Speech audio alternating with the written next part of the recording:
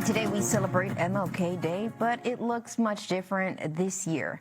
From racial tension to ongoing violence and, of course, the coronavirus pandemic, this may not be what Dr. King dreamed of. Absolutely not. And joining us now to discuss this further is Congresswoman Stacey Plaskett, delegate to the U.S. House of Representatives. Now, good morning. Thank you for joining us, Congresswoman. Before we get started, you were inside the Capitol during that deadly attack. How are you doing now? It almost makes 2 weeks. I'm doing really well. Like so many people in leadership here, our coping mechanism is to get on with the business of our democracy. So being named as an impeachment manager was in some ways kind of a salvation, because it has allowed me to really drive myself and to use this crisis as a means and the activities of preparing the impeachment trial a way to cope. And Congresswoman, in your statement celebrating MLK Day, you said it's our duty to bend it towards justice. That actually stood out to me. I wanted to ask you, can you tell me what you meant by that and why you felt you should touch on that in this moment of time? Oh, thank you so much for that. And happy Martin Luther King Day to you and to all of your viewers. Well, everyone knows the phrase that the arc of justice, that time it bends towards justice. The arc of time bends towards justice.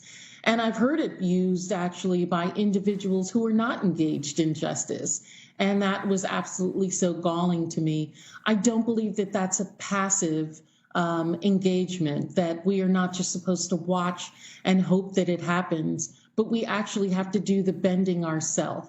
And in this time when we are dealing with an insurrection, an attempted coup of our government, individuals who have tried to break the rule of law, it's even more important that those of us who are in leadership bend that arc, do our part to ensure that justice is done.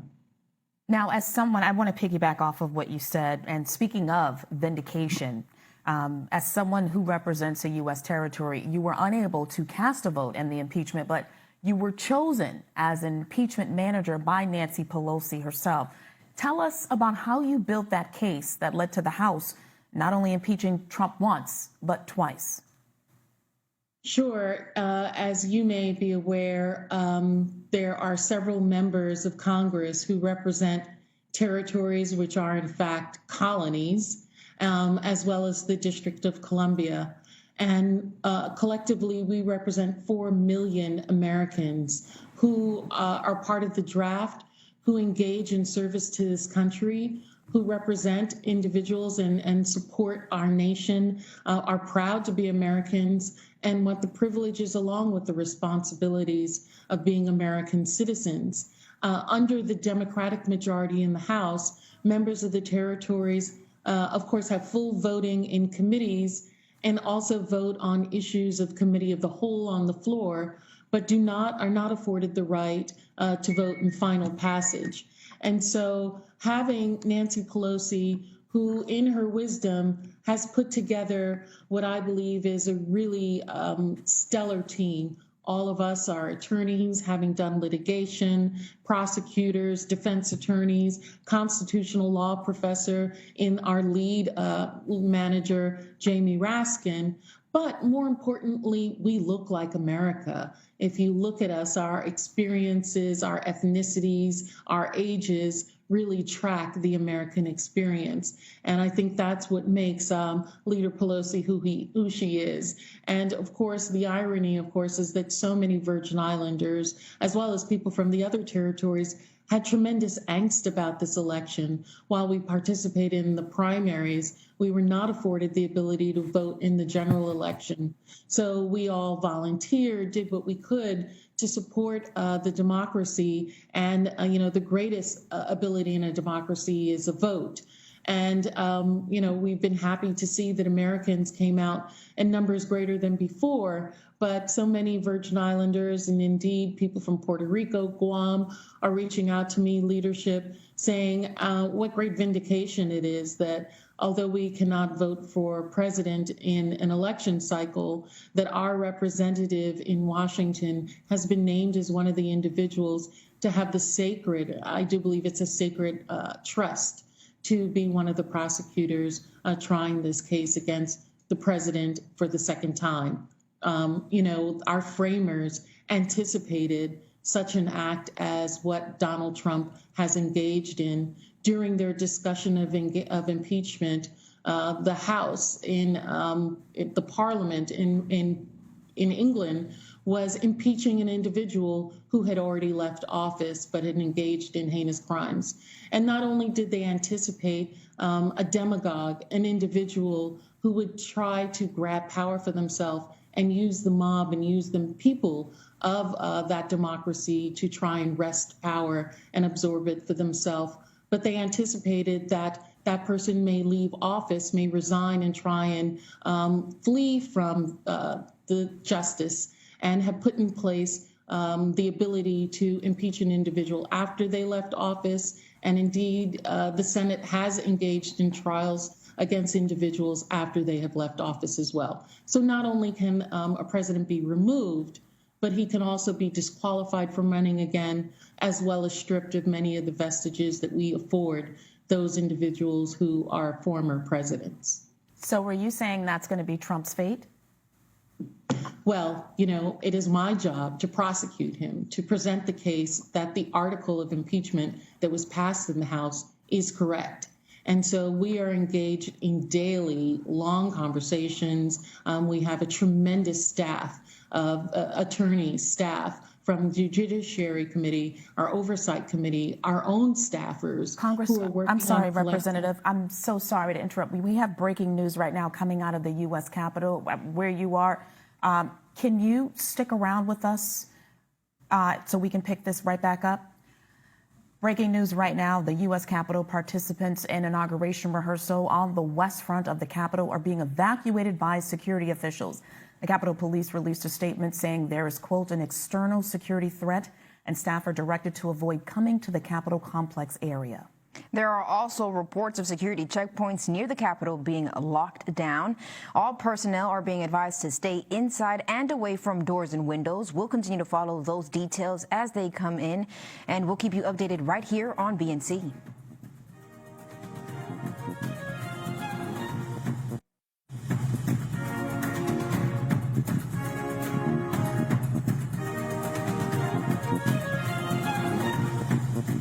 We're back with our Congresswoman Stacey Plaskett. We had some breaking news. We had to finish our interview with her really quick, but we're back.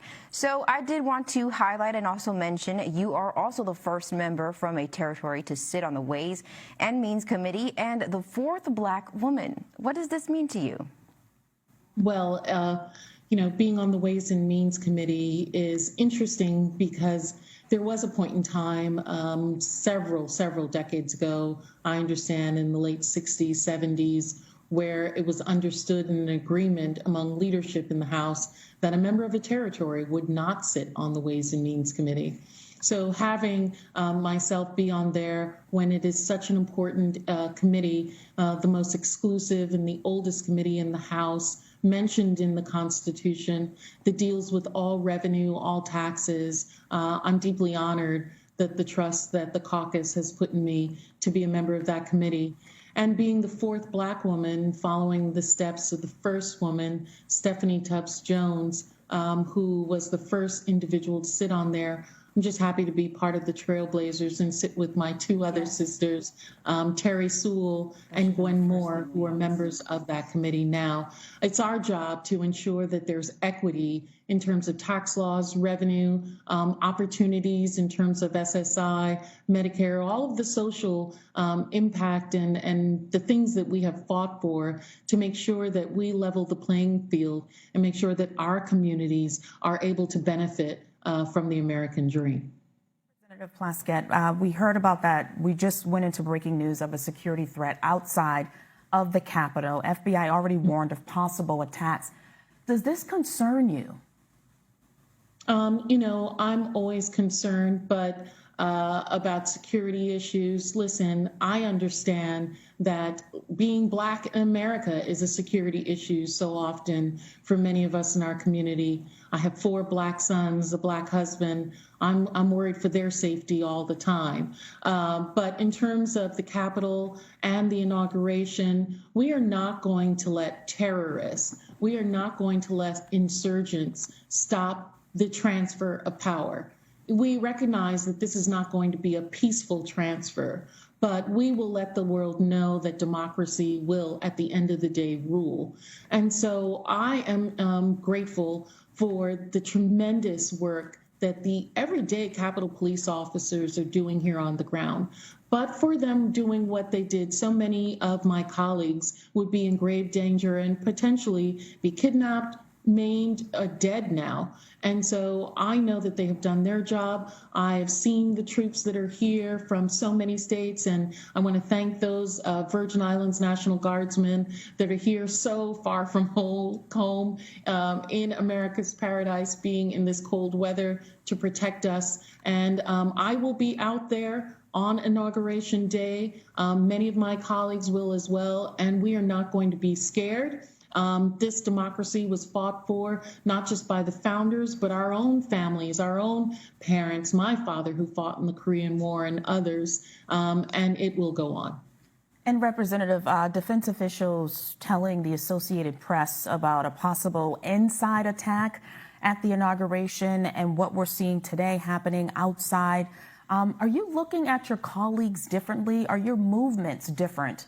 When you go to work? Yes, I am being very careful, particularly as an impeachment manager.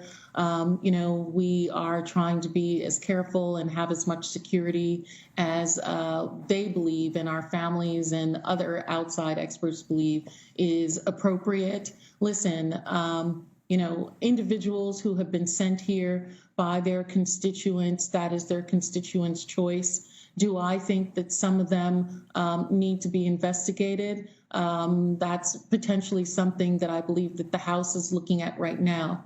I'm grateful for the leadership, Speaker Pelosi, who has put mechanisms in place to ensure that members have to follow rules related to carrying arms here in the Capitol complex. But let's be clear, there are many individuals within the House who do not believe in the truth. They don't believe in the truth when it comes to the election, one of the safest elections in our history. They don't believe in the truth even when it comes to the coronavirus, by putting other members in danger by not wearing masks, by not engaging in social distancing. We saw that as well on January 6th. And so do I look at them and I stay clear of them as much as possible, but we'll confront them if necessary as well. Representative Plaskett, we will be praying for your safety, and we thank you for joining us here on BNC Morning. Have a good day, ma'am, and be well. Thank you. Thank you so much. Take care. And to stay